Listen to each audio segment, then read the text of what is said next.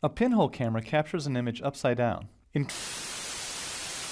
On a fait pas mal de tours au final hein, sur tout ce qui est fenêtre, tout ce qui est filtre, tout ce qui est masque, bitmap masque, masque blanc, masque noir, le pinceau, tout ce qui est polygone fill, où je vous expliquais également bah, voilà, hein, pourquoi est-ce que, enfin, qu'est-ce qu'un élément polygone, un élément UV, etc., etc. Et du coup, tout ça va vous faciliter finalement votre travail d'application de vos matières sur vos objets, les dossiers, les masques sur les dossiers, etc., etc.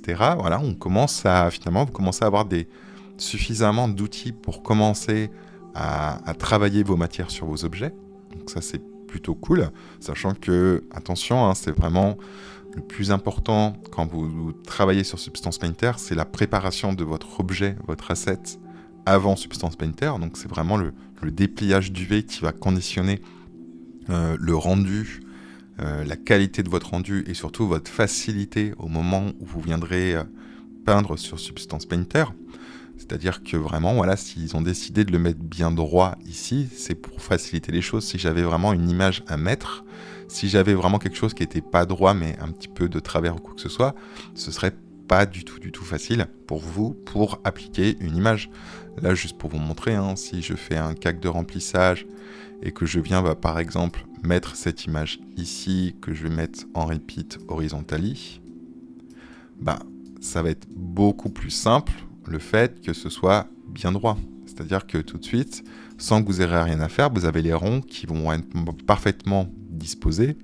Tandis que si vous aviez quelque chose qui était vraiment, qui faisait du yo-yo, bah, je vous imagine même pas comment ce serait une prise de tête pour avoir des ronds qui se suivent bien comme ceci. Là, c'est droit, donc il suffit de mettre votre image droit, de régler sa taille, et puis basta, hein. Vous avez directement votre image qui est bien mise. Donc attention ici, on voit qu'on a quelque chose qui est différent, qui se raccorde pas bien. Bah, pourquoi ? Bah, tout simplement, hop, si je mets les deux en même temps, je vais laisser un petit peu plus de place ici. Bah, c'est simplement parce que la gauche qui est ici, de mon espace UV, va se répéter à droite. Donc on voit qu'en gros, ce qui se passe ici, hop, bah, on voit que là, j'ai quelque chose.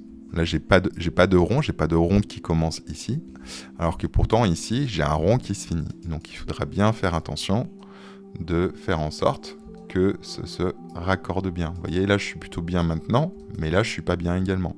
Mais il va falloir que je cherche finalement à retrouver quelque chose. Alors des fois, c'est pas évident.